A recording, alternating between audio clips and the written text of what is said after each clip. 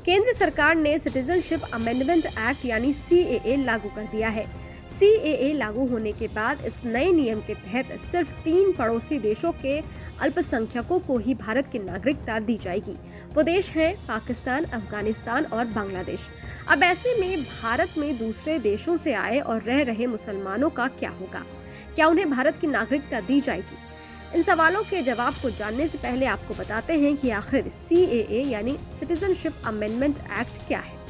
CAA के तहत अफगानिस्तान, बांग्लादेश और पाकिस्तान से आए हिंदू, सिख, जैन, ईसाई, बौद्ध और पारसी धर्म के लोगों को नागरिकता मिल सकेगी। इस प्रावधान में मुसलमानों को शामिल नहीं किया गया है, जिसकी वजह से कई जगह विरोध भी देखने को मिल रहा है। हालांकि सरकार की ओर से कहा गया है कि CAA में किसी भी तरह का भेदभाव नहीं किया गया है। सरकार ने मुसलमानों को क्यों शामिल नहीं किया है, सरकार ने इसके पीछे का तर्क दिया है। सरकार ने कहा है कि पाकिस्तान, बांग्लादेश और अफगानिस्तान इस्लामिक देश है और यहाँ पर गैर मुसलमानों को धर्म के आधार पर सताया जाता है, प्रताड़ित किया जाता है। इसी वजह से गैर मुस्लिम यहाँ से भागकर भारत आए हैं, इसलिए गैर मुसलमानों को ही इसमें शामिल किया गया है। कानूनन भारत की नागरिकता के लिए कम से कम 11 साल तक देश में रहना जरूरी है, लेकिन नागरिकता संशोधन कानून में इन 3 देशों के गैर मुसलमानों को 11 साल की बजाय 6 साल रहने पर ही नागरिकता दे दी जाएगी। बाकी दूसरे देशों के लोगों को 11 साल का वक्त भारत में गुजारना होगा, भले ही फिर वो किसी भी धर्म के क्यों ना हो। अब आपको बताते हैं कि भारत में दूसरे देशों से आए मुसलमानों और भारत के मुसलमानों का CAA लागू होने के बाद क्या होगा।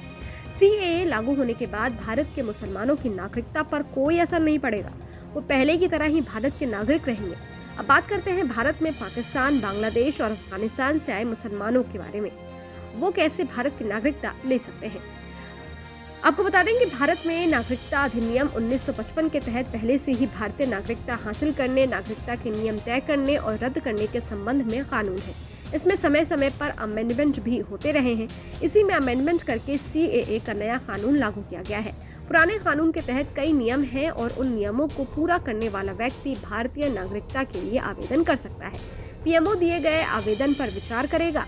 अगर व्यक्ति का आवेदन सही लगता है तो भारत की नागरिकता मिल जाएगी।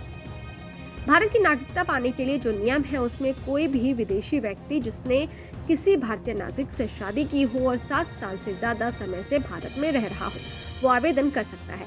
इसके नेचुरलाइजेशन के जरिए नागरिकता देने का भी प्रावधान है, यानी देश में लंबे समय से रहने के आधार पर भी कोई व्यक्ति भारत में नागरिकता हासिल कर सकता है, बशर्ते वो नागरिकता अधिनियम की 3री अनुसूची की सभी योग्यताओं पर खरा उतरता हो।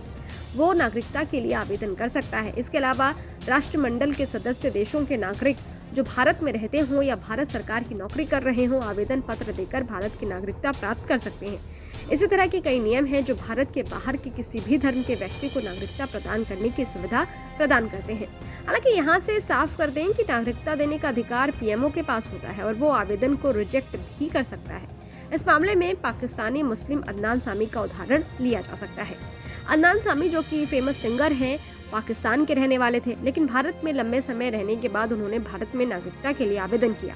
2 बार उनका आवेदन रिजेक्ट भी किया गया, लेकिन बाद में उन्हें भारत की नागरिकता दे दी गई। इसके अलावा 90 के दशक में पाकिस्तानी गोल्फर फैसल कुरैशी को भी भारत की नागरिकता दी गई थी। उन्होंने एक भारतीय महिला से शादी की थी, यानी साफ है कि नागरिकता के पुराने नियमों के तहत अन्य देशों के मुसलमान भी सभी शर्तों को पूरा करने के बाद भारत की नागरिकता ले सकते हैं। ये वीडियो आपको कैसा लगा? इस वीडियो पर आपकी क्या राय है? कमेंट बॉक्स में जरूर बताइएगा। देखते रहिए न्यूज़ नेशन डिजिटल। शुक्रिया।